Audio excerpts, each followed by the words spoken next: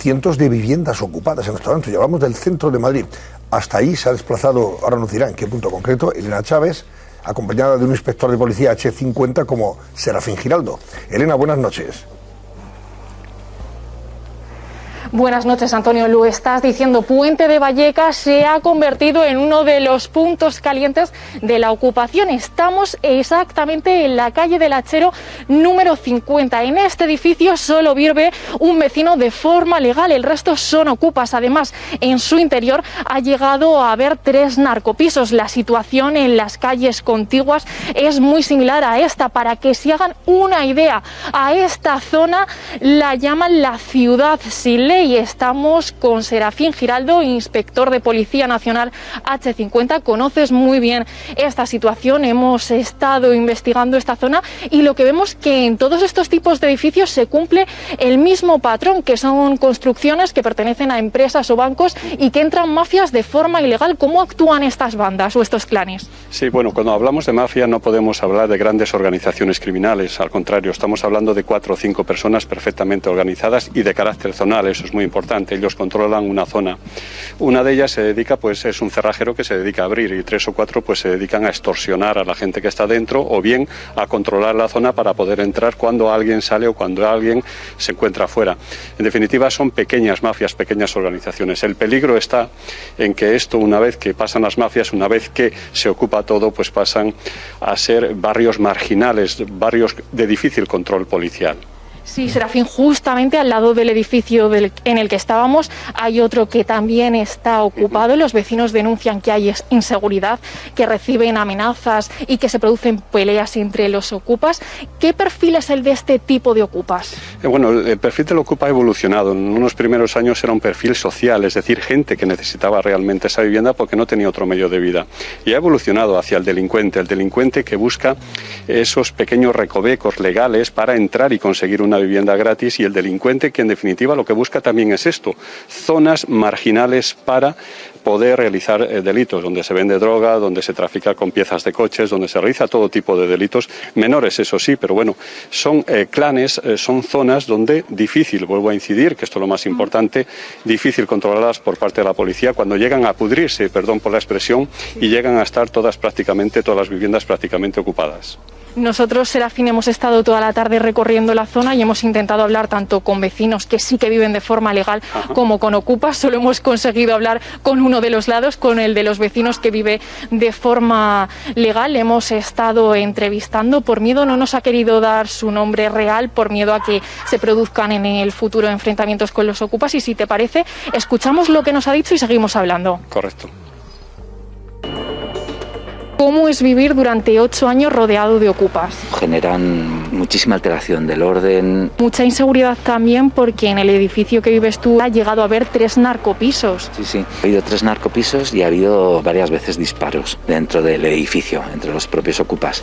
Ha habido varias peleas, ya os digo, con una oreja arrancada de uno de los que se pegaban. ¿Y a ti directamente te han llegado a amenazar o han sido violentos contigo? Ha habido muchas veces que me han amenazado. He denunciado 5, todas las he perdido porque no tengo ningún testigo. ¿Y qué te han llegado a decir o qué te han intentado llegar a hacer? Incluso amenazándome que los familiares de los ocupas tenían armas de fuego y que podían venir para ellos no mancharse la sangre. Para afrontar esta situación te estás teniendo que medicar, ¿no? Llevo 6 años y medio en un psiquiatra.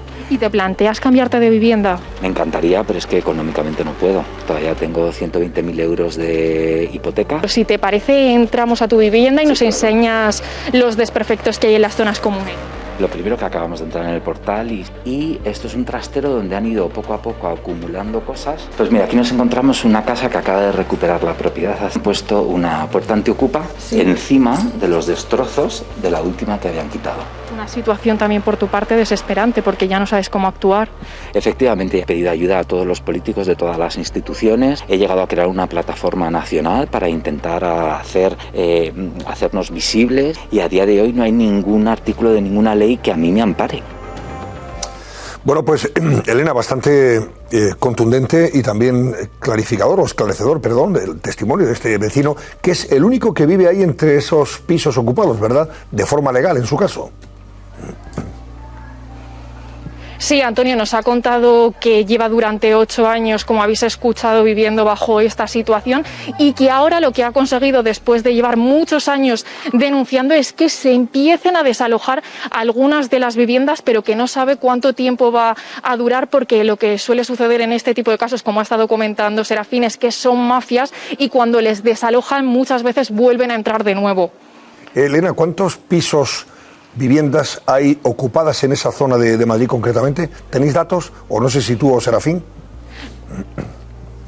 Serafín sí que tiene datos. Sí, bueno, esta es una zona, Vallecas, con más o menos unos 160 más o menos viviendas ocupadas. En todo Madrid puede haber 100 y en Villaverde, sobre todo, perdón, en todo Madrid puede haber unas 1000 y en Villaverde es la zona más conflictiva con unos 400. Esta estimación la ha hecho una asociación de vecinos que se dedica precisamente a denunciar estos hechos. Unos 1000 pisos más o menos, según esta asociación, en todo Madrid.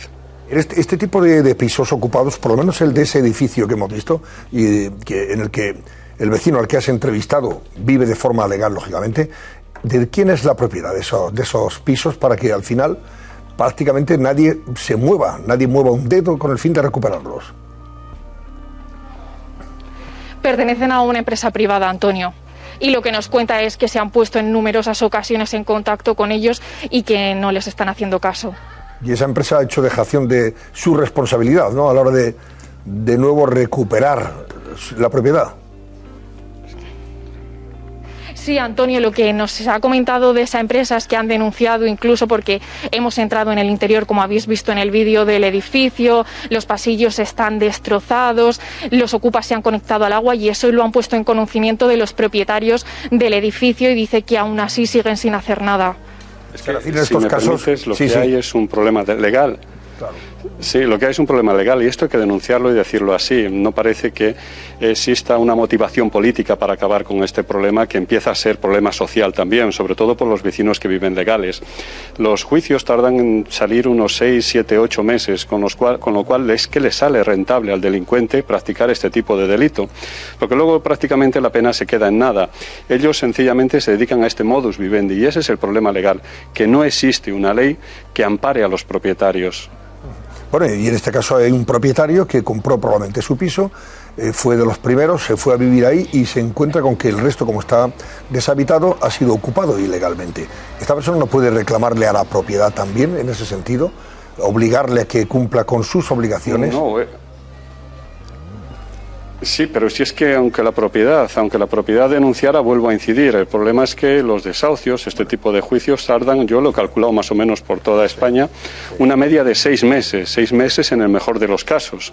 Los juzgados están colapsados, tampoco hay medidas cautelares de carácter inmediato como puede haber en otros delitos. Por favor, no quiero comparar, pero en otros delitos como puede ser la violencia de género, rápidamente existen medidas de carácter cautelar, medidas inmediatas judiciales para, bueno, poner un remedio a una situación violenta que se está dando. Pues aquí sería lo mismo, un juzgado que resolviera en 24 horas y luego ya se celebraría el juicio. No existen tampoco ese tipo de medidas cautelares, con lo cual no existe amparo legal para los propietarios. Sí, existe amparo, pero a los 6, 7, 8 meses, un año. Y esto, la verdad que la justicia es lenta y ese es el problema que tienen y ese es el amparo legal, ese es el vacío legal de que se nutren este tipo de delincuentes. Bueno, pues lo dejamos ahí de momento. Gracias, Serafín Giraldo, y gracias también a ti, Elena Chávez. Interesante el reportaje que nos has expuesto. Gracias, buenas noches. Buenas noches.